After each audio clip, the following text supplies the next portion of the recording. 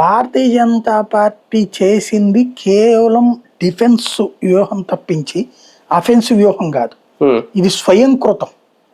మమతా బెనర్జీ తనకి తాను తన పార్టీని నాశనం చేసుకుంది తప్ప బీజేపీ వల్ల నాశనం కాలేదు. అది బీజేపీ తను బలపడటానికి ప్రయత్నించింది తప్ప మమత నాశనం చేయాలనుకోలే. అంటే మమత నచ్చక లేదంటే బీజేపీ నచ్చి ఆకర్షితులు అవుతున్నారు.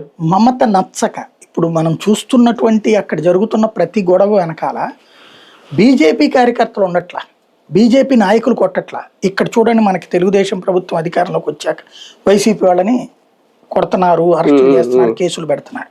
తెలంగాణలో కాంగ్రెస్ గవర్నమెంట్ ఇక్కడతో పోల్చుకుంటే కొంత తక్కువ అక్కడ, కానీ అక్కడ బీఆర్ఎస్ వాళ్ళను టీఆర్ఎస్ వాళ్ళను పట్టుకుని లోపలేయడం, కేసులు పెట్టడం ఇట్లాంటివి చేస్తున్నారు.